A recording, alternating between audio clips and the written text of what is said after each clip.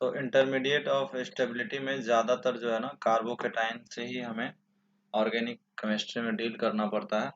Reason ये है कि आपका जितने भी इंटरमीडिएट होते हैं ना उसमें 99.99% आपको कार्बोकेटाइन ही एग्जिस्ट करते हैं। कार्बन से या तो इलेक्ट्रोनेगेटिव एटम ऑक्सीजन की बॉन्डिंग होगी, या नाइट्रोजन की बॉन्डिंग होगी, या हेलोजन की बॉन्डिंग होगी।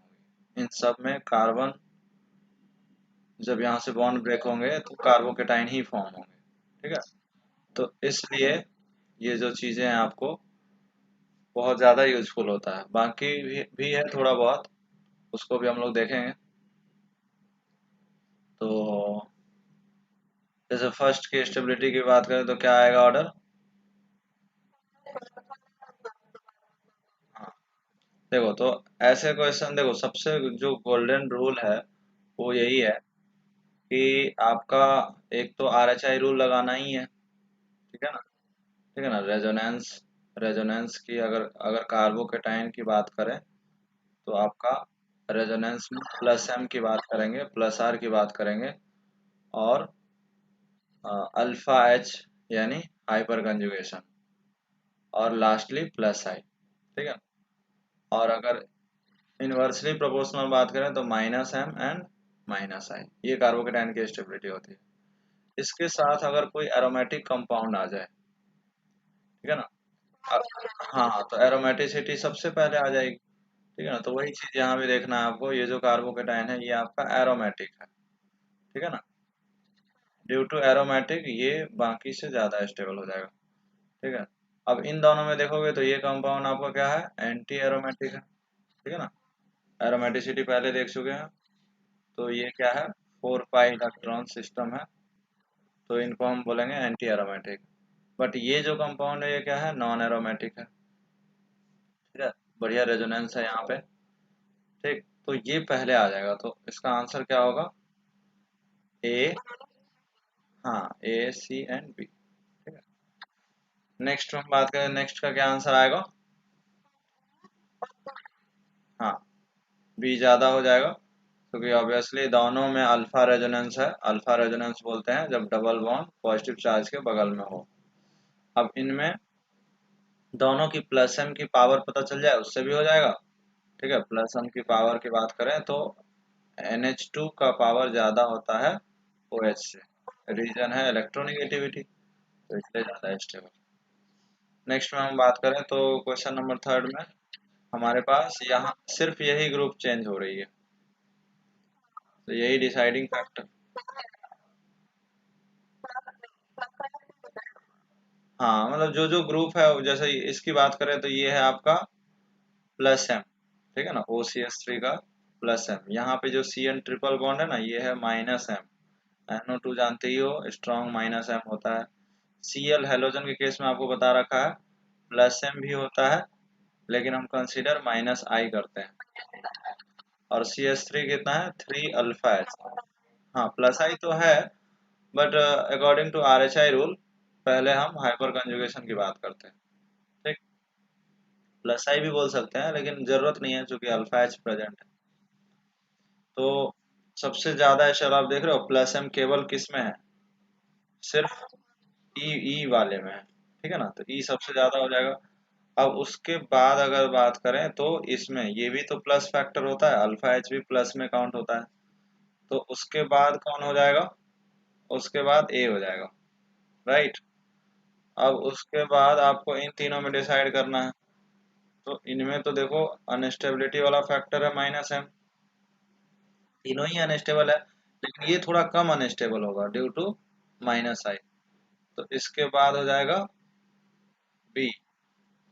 अब हमें इन दोनों में माइनस एम है, तो इन दोनों का ऑर्डर पता होना चाहिए कि भाई माइनस एम का जो पावर होता है वो NO2 का लाइक दिस। NO2 का जो पावर है आपका, ठीक है ना, अगर हम प्लस एम की बात करें तो NO2 का पावर ज्यादा होता है किससे, CN से। ठीक है ना, तो वही चीज है। तो सबसे ज्यादा कौन हो जाएगा, तो इन दोनों में ये वाला डी ज्यादा हो जाएगा। और फिर लास्टली क्या आएगा, सबसे कम सबसे कम स्टेबल की बात करें तो सी आ जाएगा। राइट, यही आंसर आया था।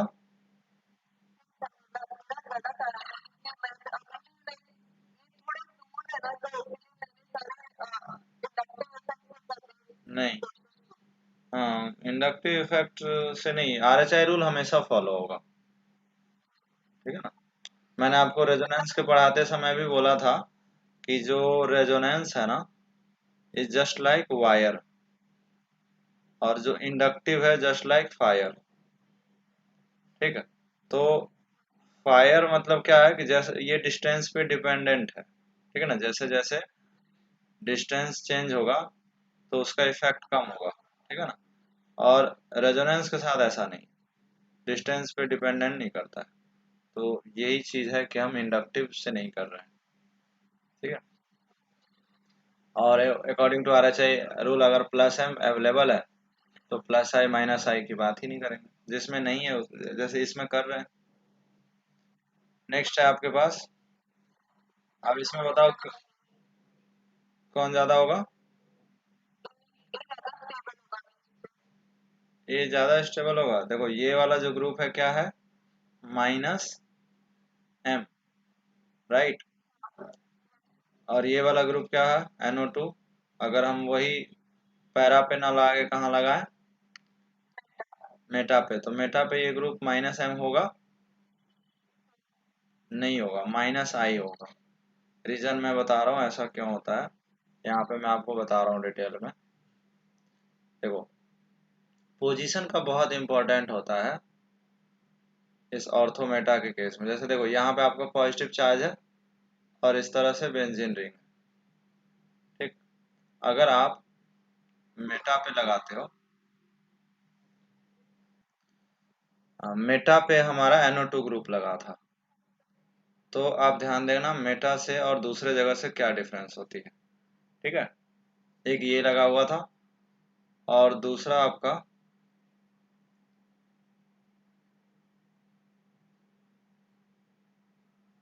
यहाँ पे पॉजिटिव चार्ज और पैरा पे अगर लगा है।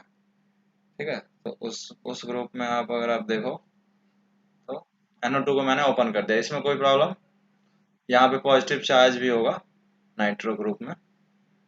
ठीक है। अब हम लोग रेजोनेंस करके देखते हैं।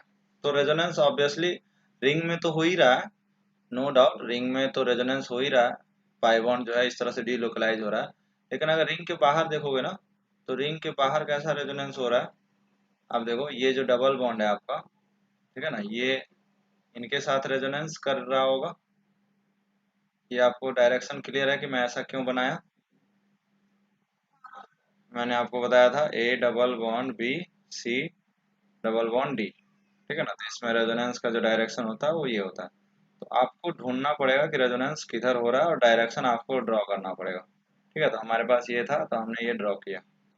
अब इससे आप देखो पॉजिटिव चार्ज कहाँ बन रहा है। अगर मैं रेजोनेटिंग ड्रॉ कर सकता हूँ तो देखो, अगर इसमें रेजोनेटिंग ड्रॉ करूंगा तो ए पे पॉजिटिव आ जाएगा। राइट। नेगेटिव, वही तो वही मैं अभी पार्शियल लिख रहा हूँ। ठीक है ना, पार्शियल लिख रहा हूँ क्योंकि बॉन्ड नहीं टूटा है। तो ये हो गया नेगेटिव और ये हो गया पॉजिटिव। अब ये पॉजिटिव फिर से रेजोनेंस करेगा इनके साथ। हाँ। ठीक है। तो यहाँ पे पार्शियल पॉजिटिव लिखूँ मैं। अब ये पार्शियल पॉजिटिव फिर से इसके साथ रेजोनेंस कर सकता है। अब लाइक इसमें देखो, इसमें क्या होगा, ये डबल बॉन्ड यहाँ आएगा और ये यहाँ आएगा, तो पॉजिटिव यहाँ आया। ठीक है। पार्शियल पॉजिटिव अभी लिखना चाहिए मुझे, जो कि बॉन्ड तोड़ा नहीं हो। नेक्स्ट इनके साथ करेगा तो यहाँ पे पहुंचेगा।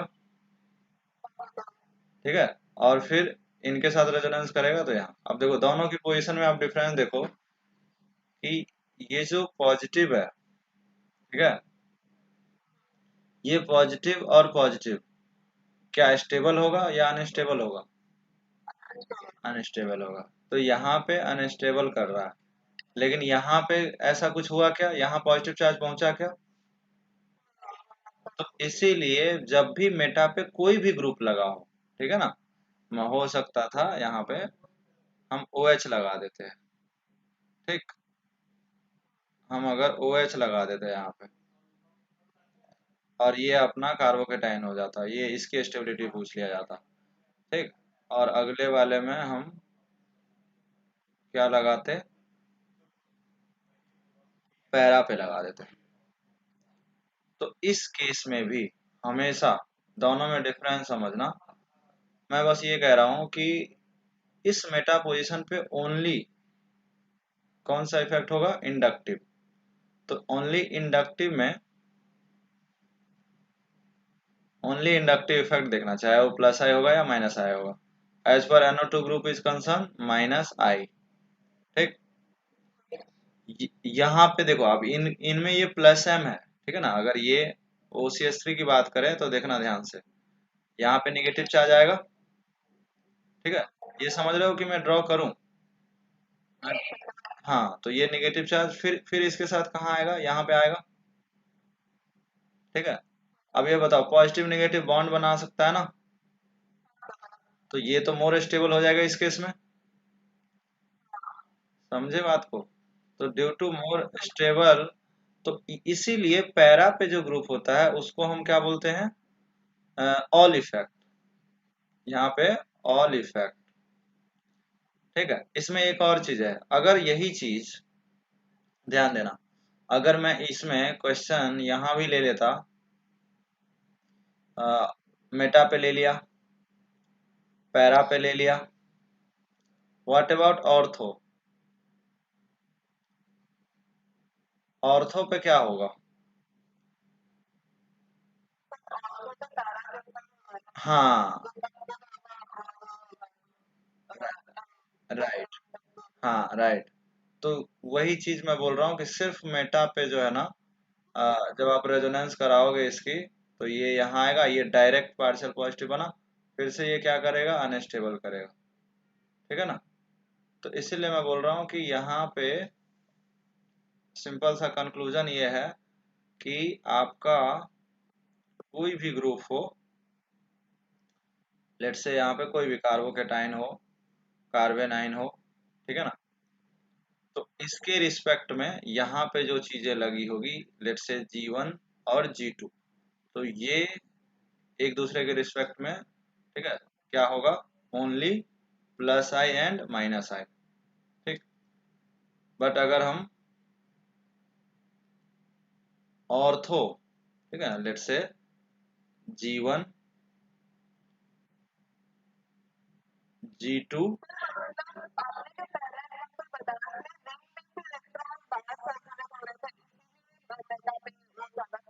हाँ हाँ हाँ, तो वही बोल रहा हूँ कि सिंपल सा कर सकते हैं, जैसे ये वाला हो गया, तो इसके रिस्पेक्ट में, ठीक है, इस वाले के रिस्पेक्ट में ये ऑर्थो है और ये पैरा है, तो इन पे हम ऑल इफेक्ट देखेंगे। ऑल इफेक्ट, ऑल इफेक्ट का मतलब है मेरा एच आई, RHI देखेंगे। तो वही चीज यहाँ पे कंक्लूड करना है मुझे कि यहाँ पे, अब वापस से क्वेश्चन पे आ जाते हैं। जैसे देखो, जब भी पैरा दिखे तो सिर्फ क्या लिखो, ये मेटा दिखे तो क्या लिखोगे, माइनस आई, राइट। लेकिन यहाँ पे माइनस आई भी है और माइनस एम भी है, तो बताओ, माइनस वाले फैक्टर तो अनस्टेबल करते ही है, माइनस एम वाले फैक्टर अनस्टेबल करते हैं। तो अब बताओ कौन ज्यादा स्टेबल होगा, इसमें तो माइनस एम है ही नहीं, तो ये तो बेनिफिट हो गया ना इसके लिए। ठीक है, जो हाईली अनस्टेबल करने वाले फैक्टर है अकॉर्डिंग टू RHI रूल, वो तो है ही नहीं, तो सेकंड ज्यादा स्टेबल हो, ये बात समझ में आई। तो डिपेंडिंग अपॉन ग्रुप, जैसे OH लगा हुआ है, ठीक है, अब OH में देखो, अगला OH वाला अगर क्वेश्चन है तो आप बताओ मुझे, यहाँ पे अगर आप रेजोनेंस करोगे, ठीक है ना, तो ये आएगा, ये लोन पे इधर जाएगा और ये नेगेटिव चार्ज बनेगा, राइट। ये नेगेटिव चार्ज रेजोनेंस करके यहाँ आएगा, ये नेगेटिव चार्ज रेजोनेंस करके यहाँ आएगा, यहाँ तो पहुंचा ही नहीं, तो इसीलिए हम यहाँ पे क्या बोलेंगे, ओनली माइनस आई। बट यहाँ पे क्या बोलेंगे, प्लस एम और साथ में माइनस। तो अब बताओ, ये ज्यादा स्टेबल हो गया ना, क्योंकि प्लस वाला फैक्टर है, तो रटना नहीं है हमें कि कौन ज्यादा, तो इसमें ये स्टेबल हो गया। ठीक है, इसमें पैरा वाला ज्यादा स्टेबल हो गया और इसमें पैरा वाला कम स्टेबल हुआ। ठीक है, तो वही चीज ध्यान देना है कि ग्रुप कौन सा है। तो सिर्फ आपको करना कुछ नहीं है, सिर्फ क्या करना है, आप सिर्फ ग्रुप क्या क्या ये लिख लो। तो यहाँ पे माइनस एम नहीं था इसलिए ये ज्यादा स्टेबल है। अगला क्वेश्चन में हम वही चीज लगाएंगे। ये आपका ऑर्थो है, ऑर्थो पे सारे इफेक्ट होते हैं, ठीक है, लेकिन मेटा है तो यहाँ पे केवल प्लस आई लिखोगे। बट यहाँ पे आप 3 अल्फा एच भी लिखो और साथ में क्या लिखो, प्लस आई भी लिखो। ठीक, यहाँ पे 3 अल्फा है, समझ रहे हो ना। CH3 है, डबल बॉन्ड के बगल में 3 अल्फा एच। तो और यहाँ प्लस आई है।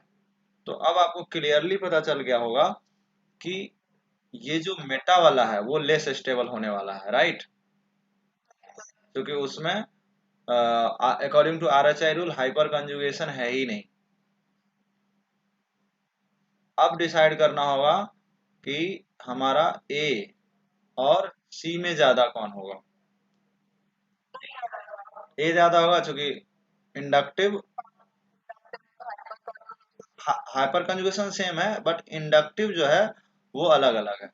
इंडक्टिव जो है ना पास में लगा है तो ज्यादा स्टेबल करेगा, ठीक है, क्योंकि हाइपर कंजुगेशन तो सेम है ना। बट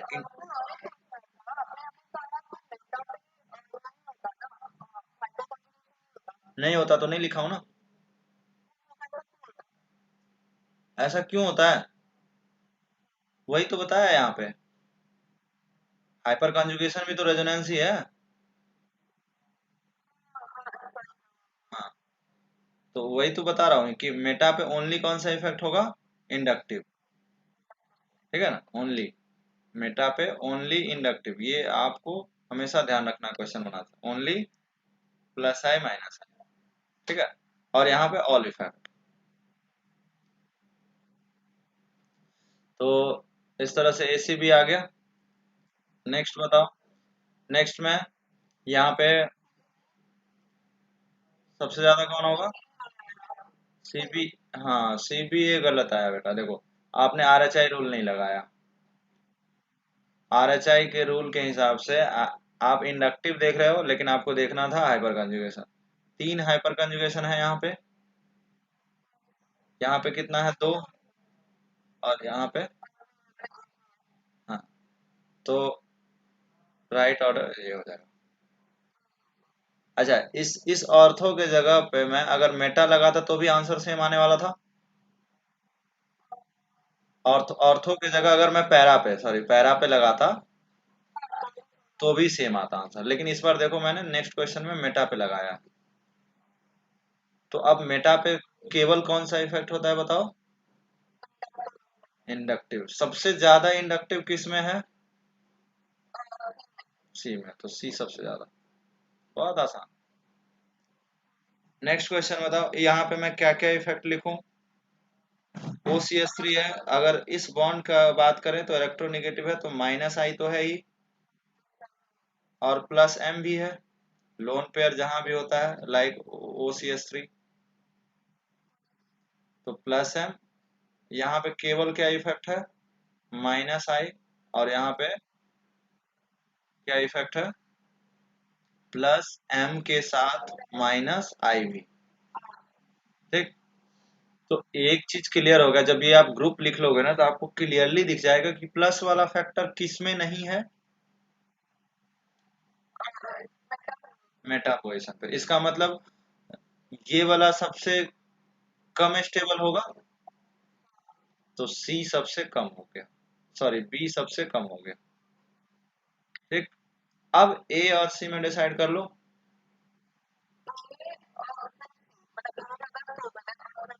नहीं, गलत बता रहे हो, माइनस आई है बेटा। प्लस एम तो कॉमन हो गया, रेजोनेंस डिस्टेंस पे डिपेंड नहीं करता है। तो ज्यादा कौन हो जाएगा, सी, फिर ए। ठीक है, समझ आया। क्वेश्चन नंबर 9 बताओ। क्वेश्चन नंबर 9 में तो इजी है, 9 में तो कोई प्रॉब्लम नहीं हुई होगी।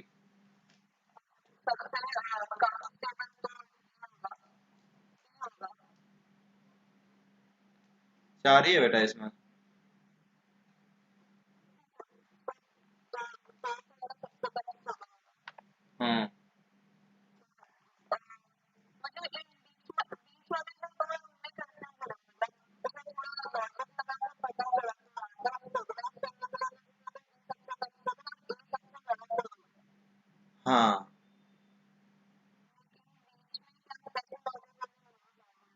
देखो सिंपल सी बात है, एक चीज बताओ मुझे, इसमें ये जो लोन पेयर है इसका रेजोनेंस यहाँ होगा और पॉजिटिव चार्ज यहाँ बनेगी,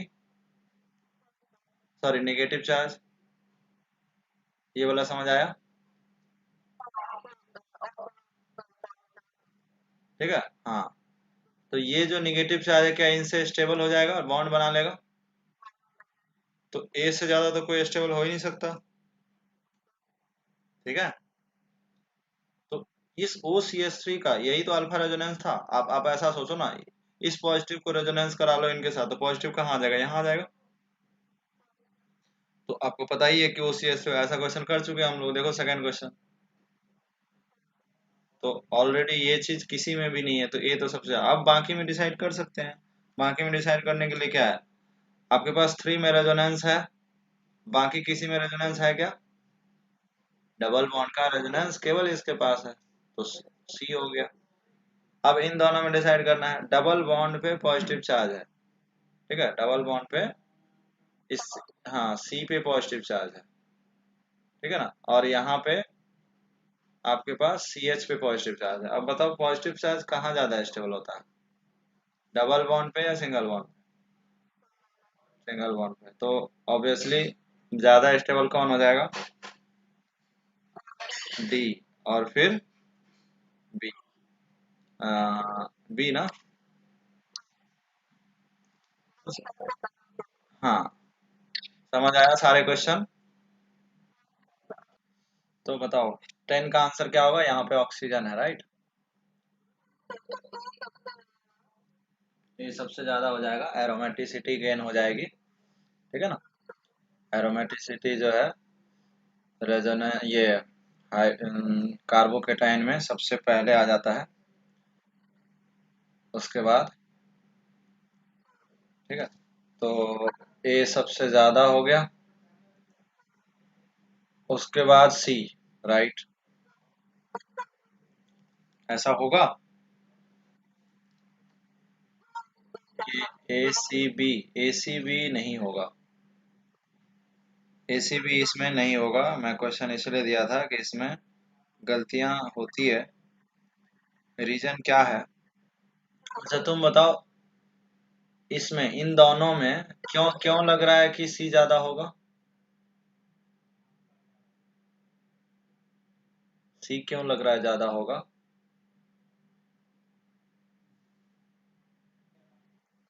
देखो इसमें एसी भी इसलिए नहीं हो सकता, रीजन क्या है? तुम पहले बताओ रीजन, तुम्हें क्या लगता है सी क्यों ज्यादा हो गया?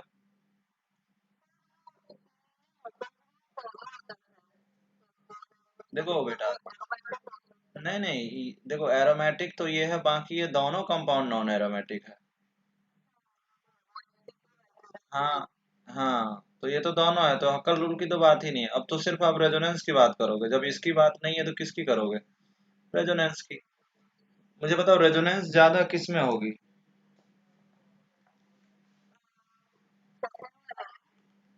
डेफिनेटली सेकंड में ज्यादा होगी। हाँ मतलब ये डबल बॉन्ड रेजोनेंस करके यहाँ आएगी, ठीक है ना। और इधर भी ये पॉजिटिव चार्ज इधर भी डिस्ट्रीब्यूट हो सकती है, बट इसमें तो नहीं होगी ना, तो ज्यादा रेजोनेंस है ना इसमें, तो इसका,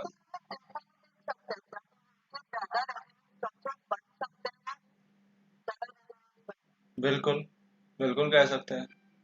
मोर रेजोनेटिंग स्ट्रक्चर से चार्ज डिस्ट्रीब्यूट होता है ना, तो चार्ज जब डिस्ट्रीब्यूट होगा तो स्टेबिलिटी बढ़ेगी, यही तो है फेनोमेना ऑफ रेजोनेटिंग स्ट्रक्चर।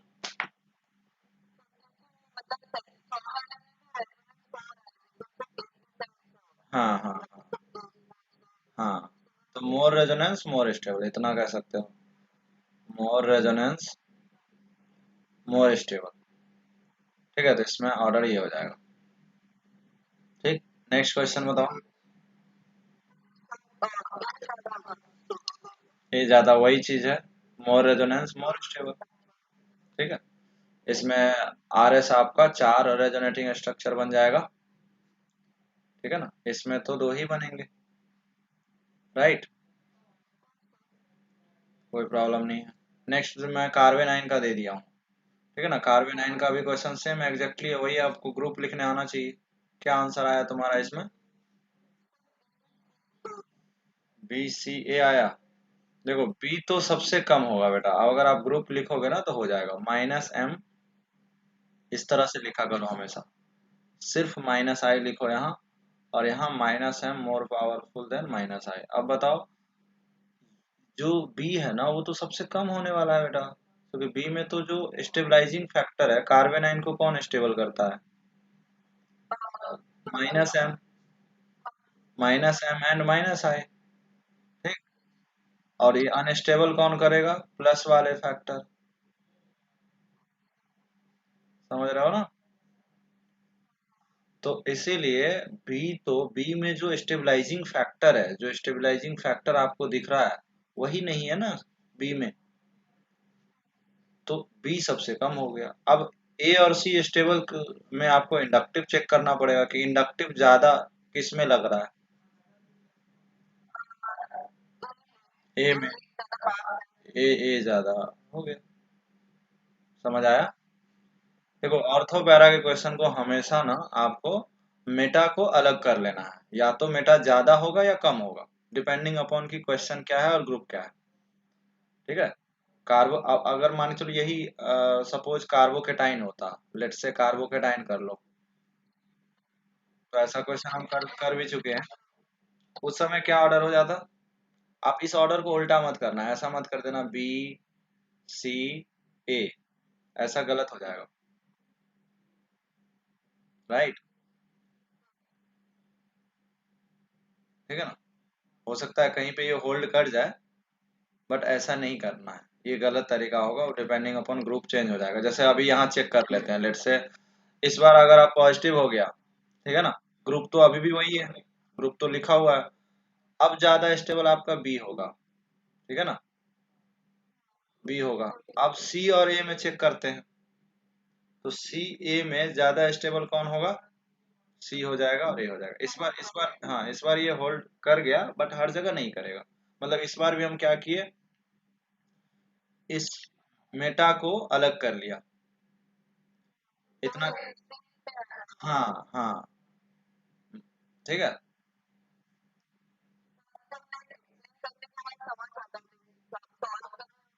कोई बात नहीं, कोई बात नहीं, अभी आप बहुत बिगनिंग में हो ना, तो कोई प्रॉब्लम नहीं। ये सब ऐसे क्वेश्चन है जो मतलब आपको पढ़ाने के बाद भी डाउट रहता है जनरली बच्चों को। ठीक है ना, तो आप अभी बहुत बिगनिंग में हो, तो कोई प्रॉब्लम नहीं है, धीरे धीरे करेंगे। ठीक है ना, मतलब मैं बस इतना कहना चाह रहा हूँ कि ऑर्थो मेटा पैरा के क्वेश्चन में मेटा वाले को आप अलग कर लो, ये डिसाइड कर लो कि मेटा ज्यादा होगा या कम होगा। ठीक है, और फिर ऑर्थो पैरा में डिसाइड, कोई मुश्किल नहीं है, रटना नहीं है कि ऑर्थो ज्यादा होगा या मेटा पैरा, हम खुद डिसाइड कर सकते हैं। ठीक है, ये भी रटने की जरूरत नहीं है, हमको पता है नेगेटिव चार्ज जो है कार्बन आयन को माइनस वाला फैक्टर स्टेबल करेगा, क्योंकि नेगेटिव वाले फैक्टर क्या है, वो उसके नेगेटिव चार्ज को स्प्रेड करेगा। ठीक है, तो स्टेबलाइजेशन बढ़ जाएगी। नेक्स्ट क्वेश्चन में देखो, क्वेश्चन नंबर 13। हाँ, यस, तो ये तो सिंपल क्वेश्चन था। Next question.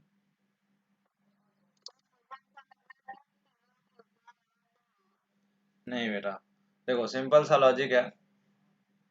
अगर मैं आपको इस क्वेश्चन के लिए ये क्वेश्चन दे दूं, CH3 CH2 पॉजिटिव, और दूसरा मैं दे दूं CD3 CH2 पॉजिटिव, ठीक है, तो बता सकते हो क्या कौन ज्यादा स्टेबल होगा?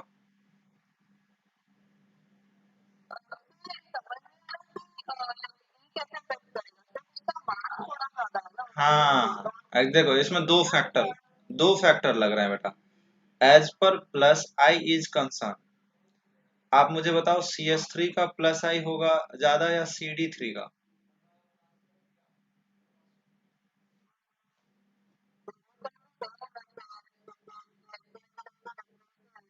एक मिनट, आएगा, बिल्कुल आएगा। आप ये मुझे बताओ, CS3 और CS2 CS3 में प्लस आई किसका ज्यादा होता है?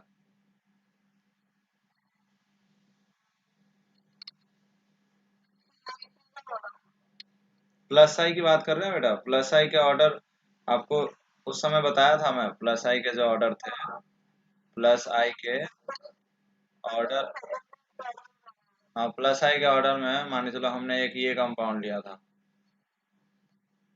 इस तरह से।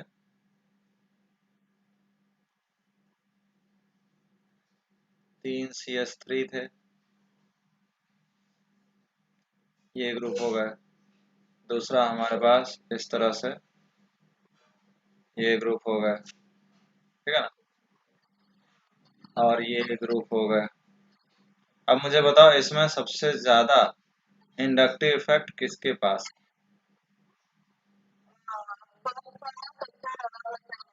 हाँ, ये बात कैसे पता चला आपको?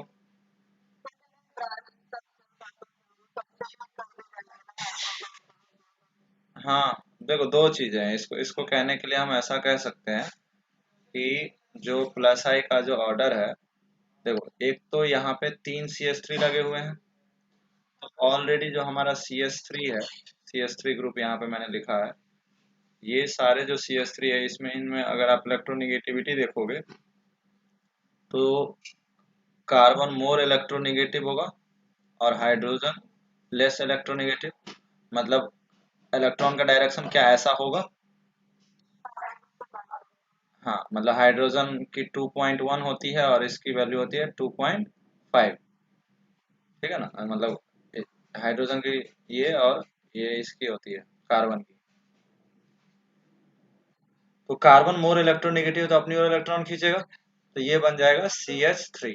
अब ये यहाँ से सप्लाई करेगा, तो ये फिर से सप्लाई इस कार्बन पे करा, तो इसलिए हम CH3 ग्रुप को क्या बोल देते हैं? Electron donating group.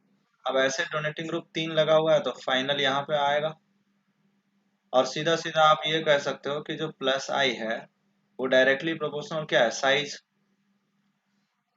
इसका साइज बहुत बड़ा है, ठीक है ना। तो यही तो क्वेश्चन में आपसे पूछा था।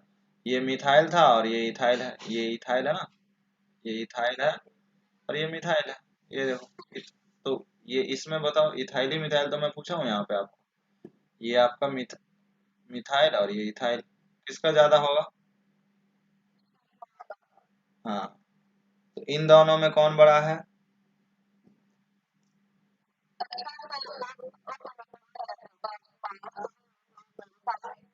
हाँ, तो प्लस आई की बात करेंगे तो CD3 का ज्यादा होगा, ठीक है। लेकिन इसमें ये बात तो है कि प्लस आई ज्यादा होगा, लेकिन अगर आप इसमें प्लस अल्फा एच की बात करोगे, यानी हाइपर कंजुगेशन की बात करोगे, तो उस समय आपको पता है, उस समय इसकी ऑर्डर ऐसा कुछ हो जाएगी, ठीक है। इसका रीजन क्या है? देखो, अगर हम सिंपल सा लॉजिक्स समझें, ठीक है, इस तरह से, अगर आप अल्फा एच की बात करो,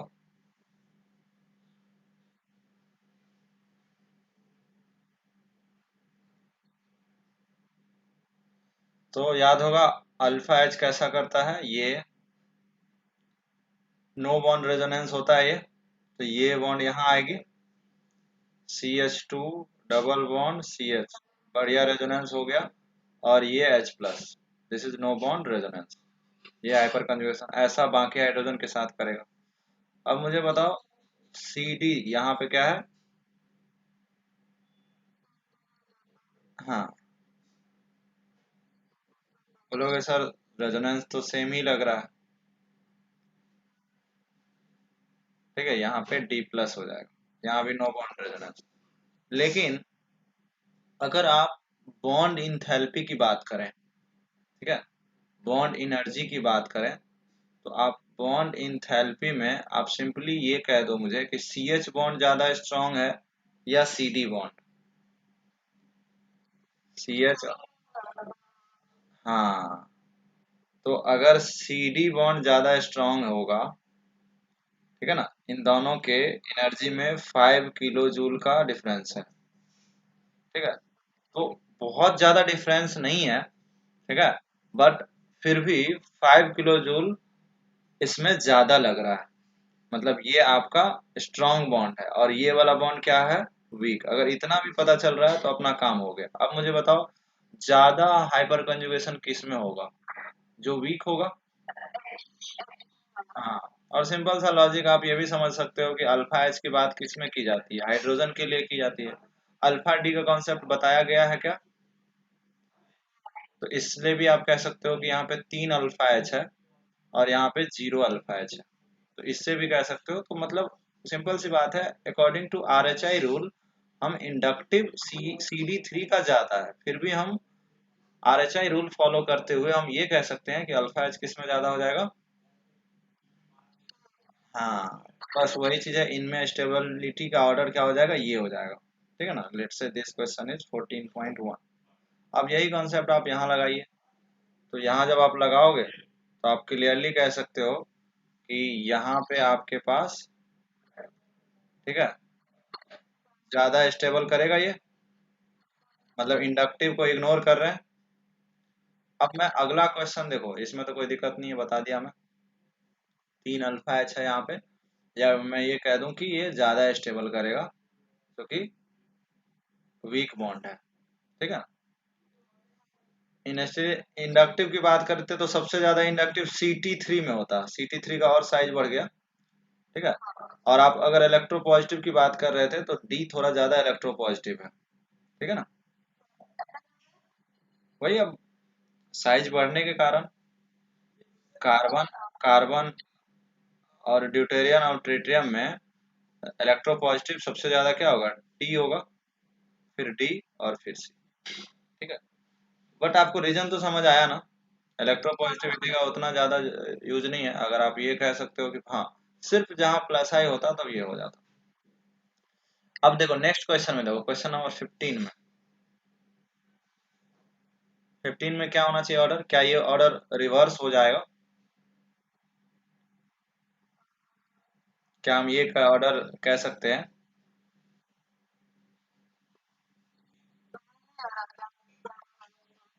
देखो यहाँ पे अब तो कोई हाइपर कंजुगेशन नहीं है। No hyper conjugation concept in कार्बेनाइन।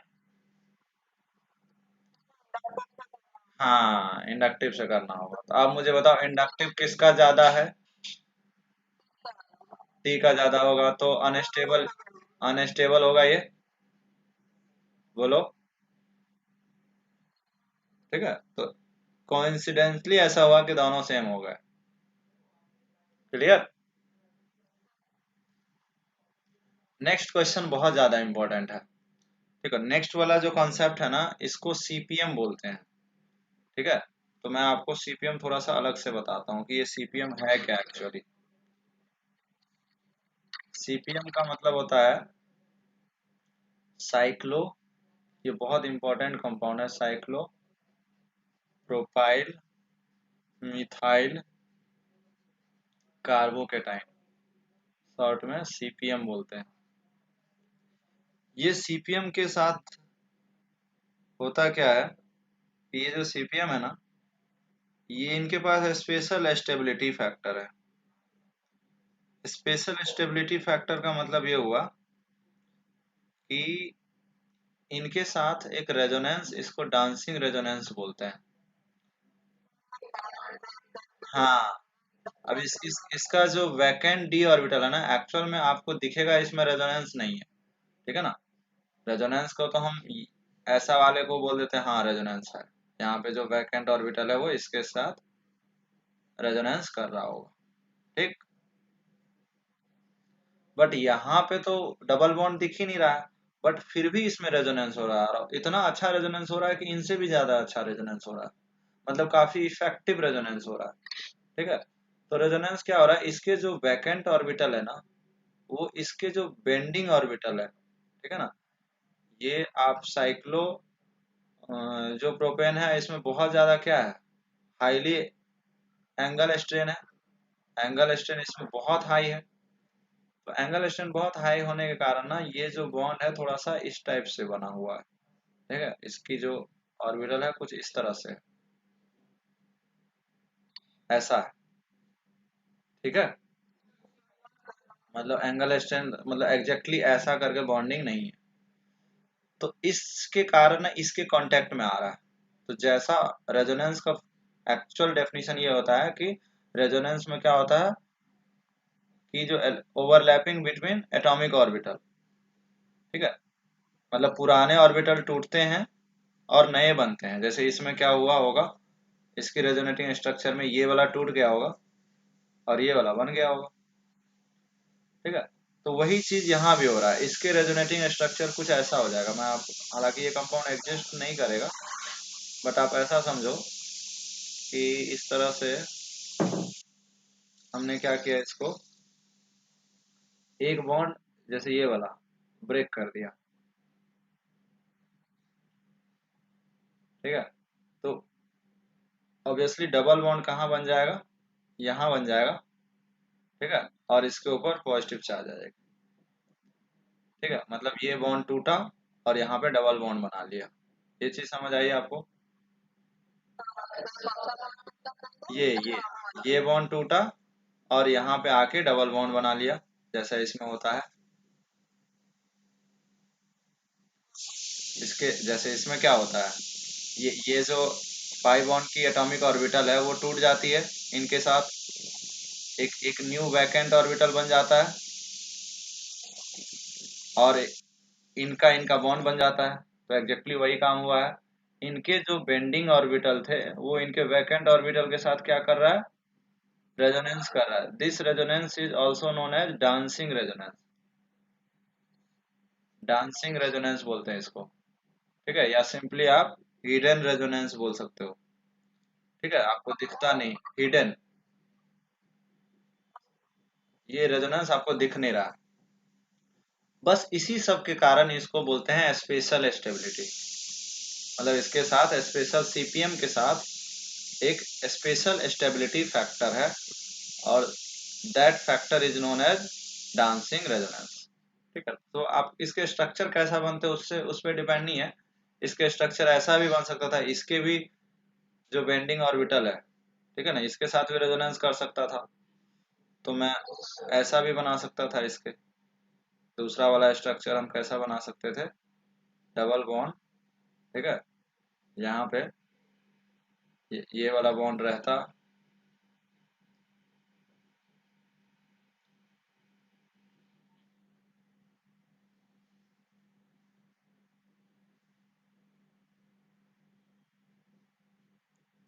ठीक है, ऐसा बन सकता था। अब देखो इसमें एंगल स्ट्रेंथ क्या हो गया, इन दोनों एंगल स्ट्रेंथ तो जीरो हो गया ना। जो हाई एंगल स्ट्रेंथ था वो जीरो हो चुका है।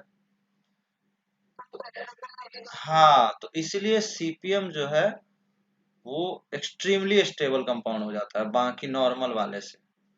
ठीक है, तो due to this reason CPM जब भी दिखे वो इवन बेंजाइल से भी ज्यादा स्टेबल हो गया। देखो इन दोनों में तो कोई डाउट नहीं होगा तुमको, इन दोनों में तो हम पहले ही क्वेश्चन कर चुके हैं, क्वेश्चन नंबर 11। ठीक है, इनमें कोई डाउट नहीं है। लेकिन ध्यान रखने वाली बात है कि इन दोनों से ज्यादा स्टेबल सीपीएम हो जाता है। जबकि इस बेंजाइल में 4 आरएस बनेंगे। ठीक है, बट ये जो है ना स्पेशल स्टेबिलिटी है, ये बात आपको इन्फॉर्मेटिव है, थोड़ा सा ध्यान रखना है। सीपीएम जब कभी भी दिखे। हाँ बोलो।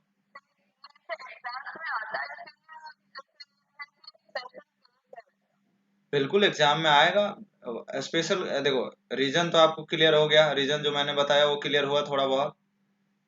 एक्चुअल में जो रेजोनेंस की जो फेनोमेना है वो यही है। रेजोनेंस का फेनोमेना ये नहीं है कि डबल बॉन्ड यहाँ से यहाँ शिफ्ट हुआ। ठीक है, ये तो समझने के लिए बता दिए कि भाई ये बॉन्ड यहाँ शिफ्ट हो गया, यहाँ पॉजिटिव चार्ज है। एक्चुअल में कैसे होता होगा, एटॉमिक ऑर्बिटल की ओवरलैपिंग होती होगी। ठीक है ना, तो पुराने ओवरलैपिंग बॉन्ड टूटते होंगे और नए के साथ ओवरलैप होता होगा, जिससे चार्ज डिस्ट्रीब्यूशन होता है। तो वही चीज हो रहा है यहाँ पे भी, एग्जैक्टली वही चीज हो रहा है।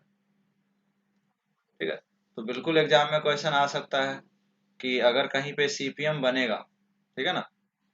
जैसे एग्जाम में कैसे क्वेश्चन आएंगे, या तो ये क्वेश्चन दे दिया जैसा मैं दिया हूँ, या दूसरा मान के चलो आपके पास इस तरह से क्वेश्चन दे सकता है।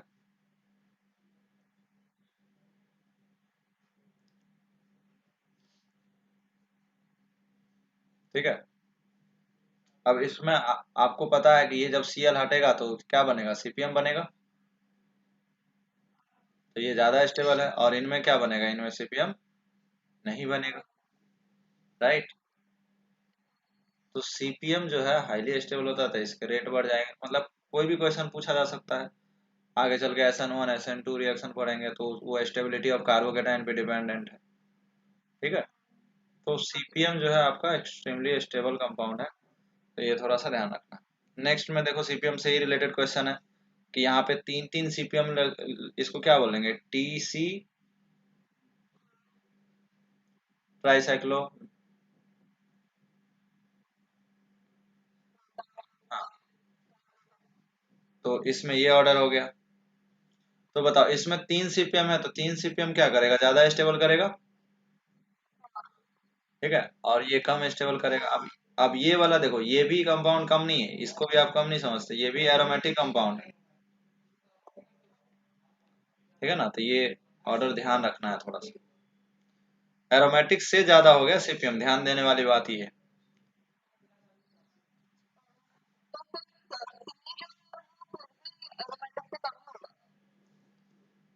हाँ बिल्कुल। इसमें हम्म, हाँ एरोमेटिक से कम है, तो मतलब यहाँ पे ये समझाना चाह रहा हूँ कि तीन तीन सीपीएम के कारण ये बहुत ज्यादा स्टेबल हो गया। ठीक है ना। तीन सीपीएम हो गया ना, तो टी सीपीएम के कारण ये बहुत ज्यादा स्टेबल हो गया। ठीक है। नेक्स्ट में देखेंगे तो नेक्स्ट में भी वही चीज है, यहाँ पे सीपीएम आया, ये अगर देखोगे तो आपको सीपीएम दिख जाएगा, ऐसा जब भी दिखे सीपीएम है।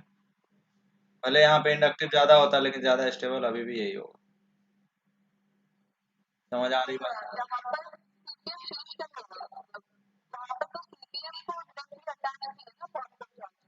तो रेजोनेंस, तो रेजोनेंस तो बेटा डिस्टेंस इंडिपेंडेंट है क्या। फिर हाँ, मैं आपको बोला ही हूँ रेजोनेंस क्या है, वायर जैसा है। ठीक है। तो उससे डिपेंड नहीं करता है कहाँ लगा हुआ। नेक्स्ट है कार्बेनाइन का क्वेश्चन। पिछली बार यही क्वेश्चन दिया था मैंने आपको कार्बोकेटाइन में, अभी कार्बेनाइन में। तो क्या आंसर आया इसका।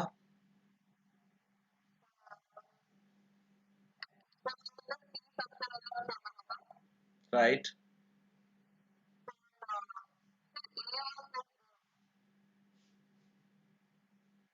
नहीं बेटा देखो इसमें क्या है, ये एरोमेटिक हो गया ना बेटा, अब हुआ कि नहीं। ये एरोमेटिक है। अबे 6 इलेक्ट्रॉन हो गया ना।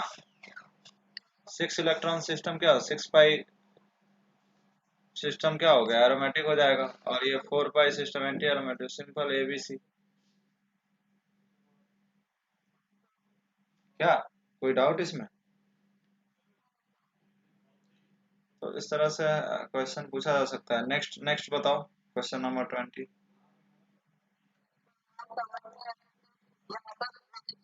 हाँ देखो ब्रिज वाले केस में बस सिंपल सा ये ध्यान देना होता है, ये ब्रिज ना आपको हर जगह आएगा। ठीक है ना। टॉटोमर में आ सकता है, कार्बेनाइन में आ सकता है, कार्बोकेटाइन में आ सकता है। ठीक है।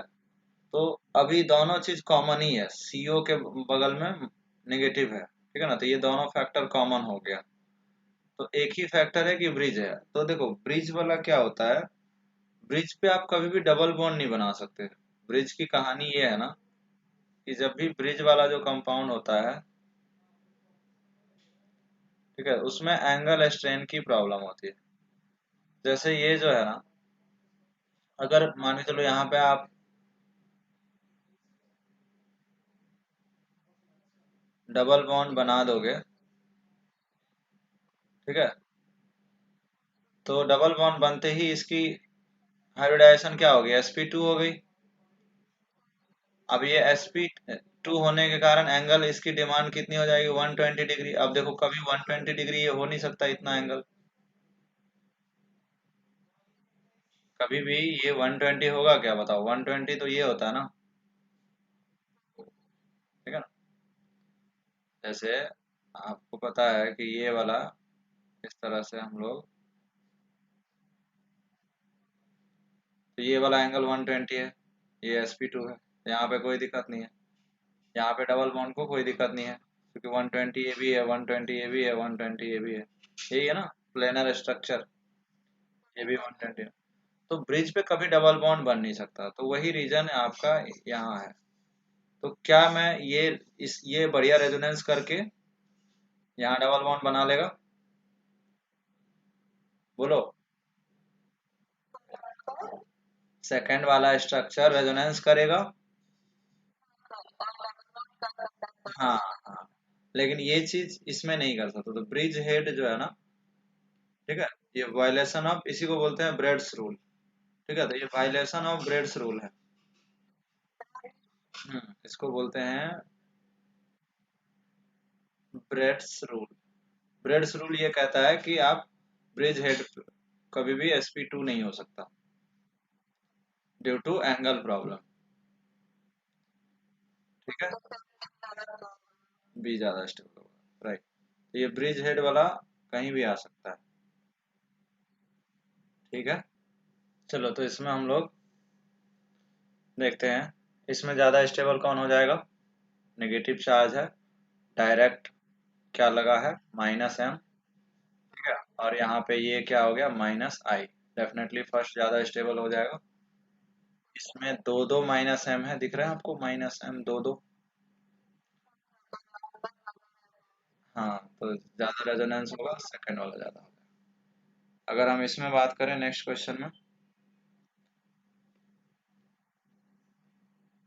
नेक्स्ट में क्या होगा बताओ, कौन ज्यादा स्टेबल,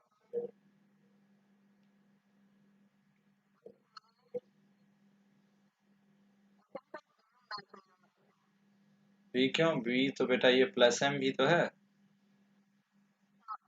ये +m अनस्टेबल करेगा और ये CH3 है, बस यही तो डिफरेंस है दोनों, बाकी तो बाकी पार्ट तो सेम है ना बेटा, जो डिफर है बस इलेक्ट्रॉन डेंसिटी अगर ज्यादा है तो क्या होंगे, लेस स्टेबल, तो अभी भी ये ज्यादा, समझ आ रहा है। नेक्स्ट बताओ 24, बी ज्यादा होगा, फिर से वही वही लॉजिक लग रहा है।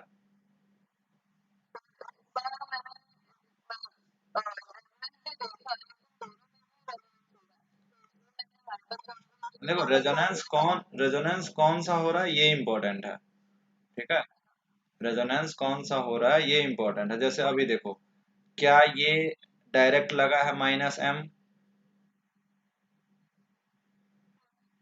इसमें क्या है, इसमें तो ये -I हो गया ना इसके लिए, और मतलब इसका जो लोन पेयर है, ये इलेक्ट्रॉन डेंसिटी इसको अनस्टेबल कर रहा होगा ना, देखो ये भी इलेक्ट्रॉन, ये भी इलेक्ट्रॉन, इलेक्ट्रॉन इलेक्ट्रॉन में क्या होगा, रिपल्सन होगा, यहाँ तो अट्रैक्शन हो रहा है, मतलब इस ऑक्सीजन में कोई प्रॉब्लम ही नहीं है ना इसमें, हमें कार्बोकेटाइन के बगल में CO हो जाए, इससे बढ़िया कुछ हो ही नहीं सकता। देख रहे हो, यहाँ भी वही चीज हुआ, यहाँ भी वही चीज हुआ, यहाँ भी वही चीज हुआ, यहाँ भी वही चीज हुआ, इनमें भी वही चीज हुआ, सब में वही है, जिसमें भी ऐसा है वो ज्यादा स्टेबल है, तो कौन होगा ज्यादा स्टेबल,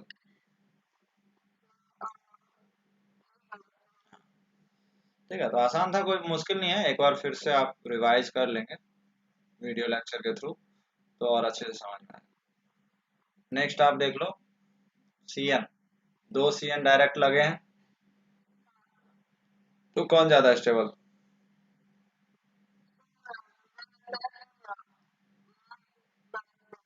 हाँ, क्योंकि देखो ना, ये -m आप ग्रुप लिखना आ गया ना, हो गया, -m दो है, इसमें कितने -m है, एक -m है और दूसरा तो -I है, कॉन्जुगेशन में नहीं है ना, कॉन्जुगेशन में कब होता है बताओ, सी ट्रिपल बॉन्ड एन के बगल में सी पे निगेटिव होता तब तो कॉन्जुगेशन होता।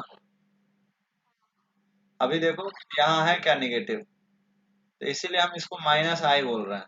अब आप क्लियरली दिख रहा है, दो माइनस एम ज्यादा स्टेबल होगा या एक माइनस एम, बस। तो अगर आप ग्रुप लिख रहे हो ना तो कोई दिक्कत नहीं, ठीक है। उसके बाद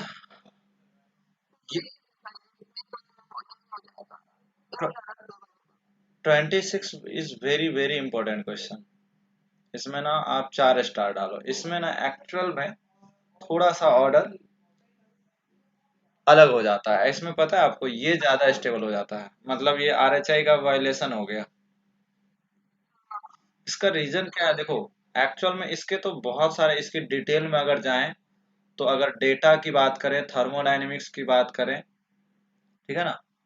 एक्चुअल में देखो ऑर्गेनिक में दो थ्योरी चलती है, मतलब दो कॉन्सेप्ट पैरेलली रन करते हैं। एक आपका इलेक्ट्रॉनिक इफेक्ट लगता है, मतलब आप मैकेनिज्म से चीजों को एक्सप्लेन करते हो, जैसे मैं अभी आरएचआई रूल लगा के आपको हर जगह एक्सप्लेन करता हूँ, ठीक है ना।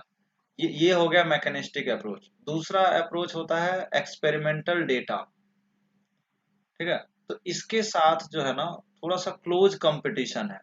क्लोज कंपटीशन क्या है, देखो सिंपल सी, अगर हम आरएचआई रूल की बात करेंगे तो होना ये चाहिए था, क्यों, चूंकि इसमें रेजोनेंस है और इसमें रेजोनेंस नहीं है, लेकिन रेजोनेंस नहीं है लेकिन 9 अल्फा एच है। तो 9 अल्फा एच है, इस कारण से रेजोनेंस और, अच्छा अल्फा एच भी तो रेजोनेंस ही होता है, नो बॉन्ड रेजोनेंस। बस थोड़ा सा इसमें, मतलब आरएचआई में आई थोड़ा सा कम हो जाता है और आर, मतलब बहुत क्लोज कंपटीशन। अगर इसका एक्चुअल रोल अगर लिखे हम तो R greater than H greater than I, मतलब ऐसा है, मतलब बहुत ज्यादा इन दोनों में डिफरेंस नहीं है। तो अल्फा एच इतना ज्यादा होने के कारण ना इसमें ऑर्डर ये हो जाता है। एक तो ये रीजन है, सिर्फ इसी क्वेश्चन के लिए है ऐसा, और कहीं नहीं है। जैसे इसमें नहीं होगा, इसमें आपका 9 अल्फा एच है, ठीक है, 6 अल्फा एच, तो इसमें इसमें कोई प्रॉब्लम नहीं, इसमें ऐसा कुछ नहीं होगा। या फिर मैं ऐसा कर लेता हूँ, इसके साथ इसको जोड़ देता हूँ, ठीक है ना। ऐसा कर लेते हैं कि सिर्फ ये इन दोनों में अगर पूछ लिया जाए तब क्या होगा। हाँ, तब यही ज्यादा होगा, मतलब सिर्फ इस 9 अल्फा एच के कारण है। और देखो ऐसा है कि इसमें ना डेटा की बात करें ना, तो इनके इनके जो डेल एच है, ठीक है, और इनके जो डेल एच है, इन दोनों में जो बुक में दी हुई है ना, क्लैडन के बुक में, ऑर्गेनिक के क्लैडन बहुत अच्छी बुक होती है, उसमें बहुत सारे डेटा दिए हुए हैं। तो डेल एच के माने तो सिर्फ 3 किलो जूल का डिफरेंस है। तो बहुत ज्यादा, मतलब नॉर्मल भी अगर आप बात करोगे ना, डाइपोल डाइपोल इंटरेक्शन का, उसमें भी अबाउट 30 किलो जूल पर मोल का डिफरेंस रहता है, ठीक है। नॉर्मल डाइपोल डाइपोल इंटरेक्शन में भी मिनिमम 30 किलो जूल के डिफरेंस आते हैं। बट इनमें ना ओनली 3 किलो जूल है, मतलब ये बात मैं कर रहा हूँ थर्मोडाइनमिक्स कॉन्सेप्ट का। तो इसमें डेल एच, अब थर्मोडायनेमिक्स का मतलब आप ऐसा समझ सकते हो जैसे हीट ऑफ कंबसन और हीट ऑफ हाइड्रोजनेशन बताया था ना। हाँ, तो वही वही चीज है। तो इन दोनों में सिर्फ 3 किलो जूल का डिफरेंस है, मतलब ऐसा नहीं है कि इन दोनों में अ, मतलब ये बहुत ज्यादा स्टेबल हो जा रहा है इनसे, ठीक है। इनके साथ पॉजिटिव फैक्टर है, रेजोनेंस है, लेकिन रेजोनेंस थोड़ा सा वीक है, ठीक है ना। आप ये भी कह सकते हो कि रेजोनेंस क्या है इसमें, वीक रेजोनेंस है, क्योंकि सीसी का रेजोनेंस है। जैसे यहाँ पे देखो, ये अल्फा रेजोनेंस किसका है, लोन पेयर का, तो ये स्ट्रॉन्ग रेजोनेंस है। इनमें और इनमें रेजोनेंस की बात करें तो 10 to the power 15 times difference है। सीसी की रेजोनेंस काफी वीक है, और इसका रेजोनेंस क्या है, इसका रेजोनेंस हो जाए, या फिर आपको मैंने स्टार्टिंग में कराया था, यहाँ पे एन होता, नाइट्रोजन होता तो और ज्यादा रेजोनेंस होता। तो ये सब जो हाँ बोलो।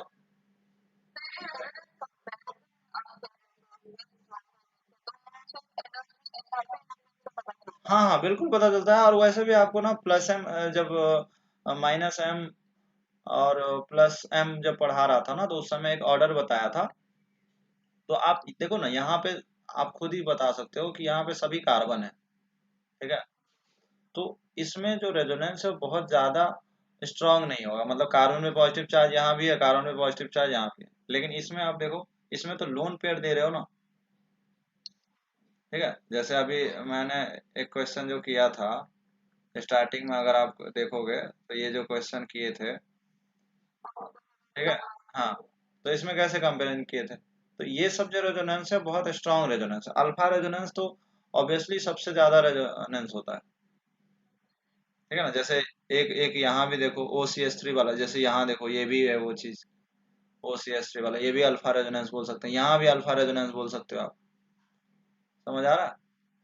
तो ये सब रेजोनेंस जो है ना काफी इफेक्टिव रेजोनेंस है, 10 to the power 15 times greater than CC resonance.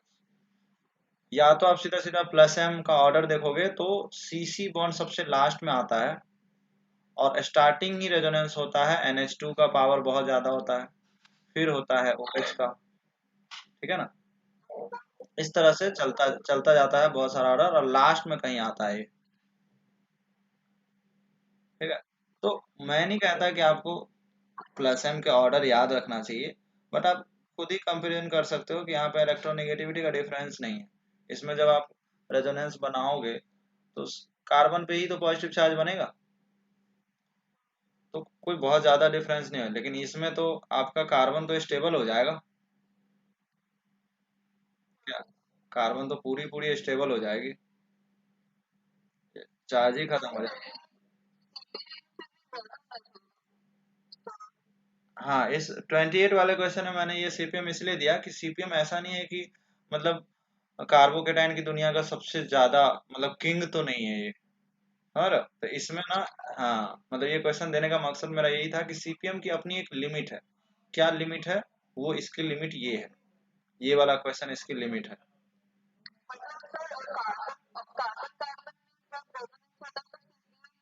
हाँ बस ये बस क्वेश्चन नंबर 16 जो है ना, ये आप अगर माइंड में एकदम बैठा लो कि सीपीएम केवल और केवल बेंजाइल और एलाइल से ज्यादा हो सकता है, लेकिन पावरफुल रेजोनेंस आ जाए, ठीक है।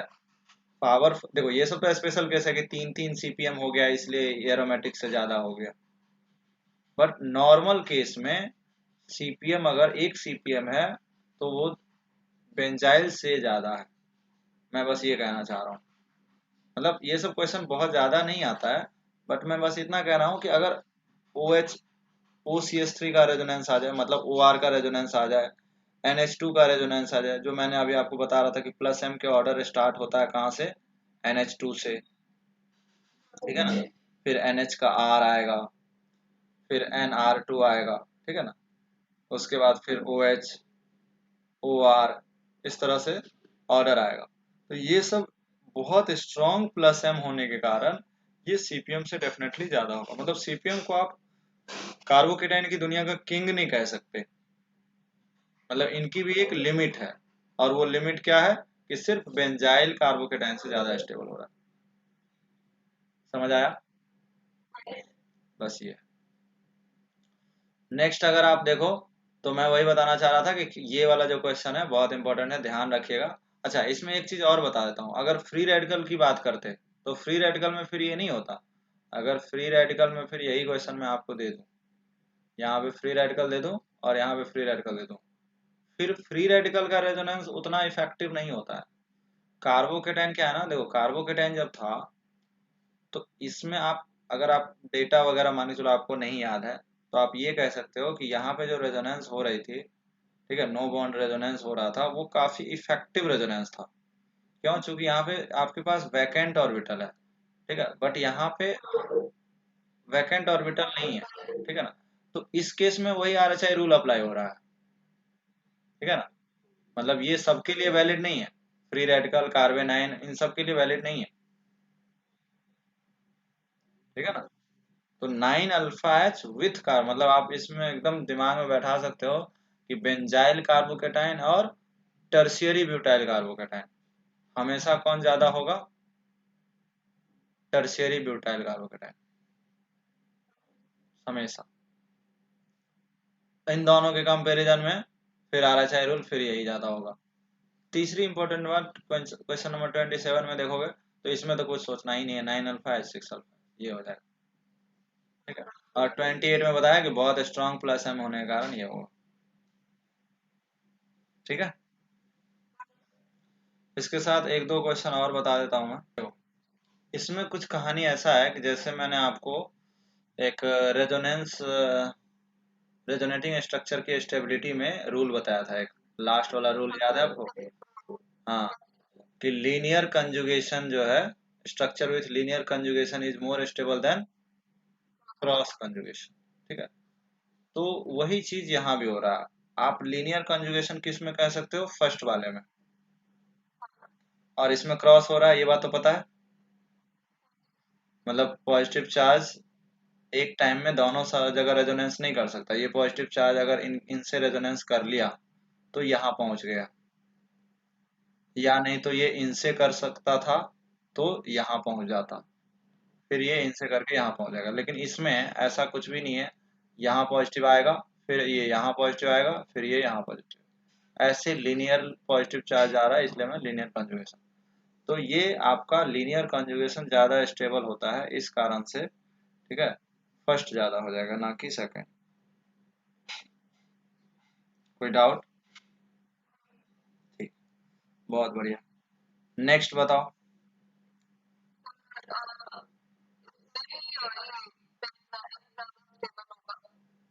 हाँ डेफिनेटली, क्योंकि इसमें अगर आप देखोगे तो ऑब्वियसली साइक्लिक कंपाउंड तो ज्यादा स्टेबल होता ही है इनसे। हाँ, अगर मैं इन चारों को मिक्स कर दूं, ठीक है, लेट्स से ये ए बी सी डी, तब क्या ऑर्डर हो जाएगा?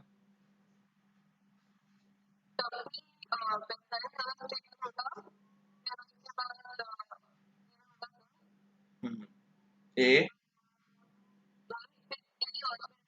यस, ए बी फिर डी ना।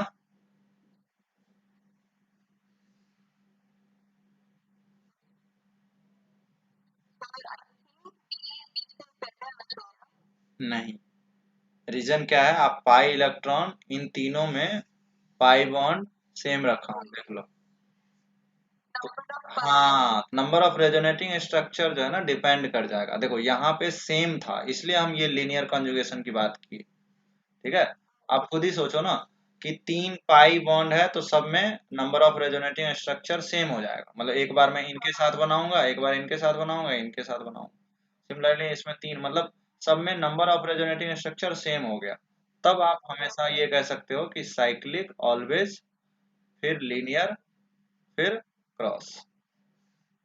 बट ये तो कंपटीशन में ही नहीं है, इनके तो RS ही कम हो जाएंगे ना। बस तो इसलिए ये भी ध्यान रखना, ये भी अच्छा क्वेश्चन हो जाएगा कि डी, बी और डी में कंफ्यूजन हो सकता है। ठीक है, तो छोटे छोटे चीज आते रहते हैं, मैं अभी कराऊंगा, धीरे धीरे क्वेश्चन कराऊंगा तो कॉन्सेप्ट क्लियर होगा। आज कुछ अच्छे क्वेश्चन किए हैं। ठीक है, कोई डाउट है अभी तक? हाँ, धीरे धीरे ऐड होते जाएंगे जैसे जैसे हम लोग आगे बढ़ेंगे ना। आज एक CPM वाला चीजें देखे, दूसरा एक एक्सेप्शन 9 अल्फा H वाला देखे। ठीक है, और उसमें 9 अल्फा H वाला फ्री रेडिकल के साथ एप्लीकेबल नहीं है, या फिर टर्शियरी के साथ एप्लीकेबल है और किसी के साथ एप्लीकेबल नहीं है। ठीक है, ये दो बातें सीखे। ठीक है, तो और क्वेश्चन करेंगे धीरे धीरे। ठीक है।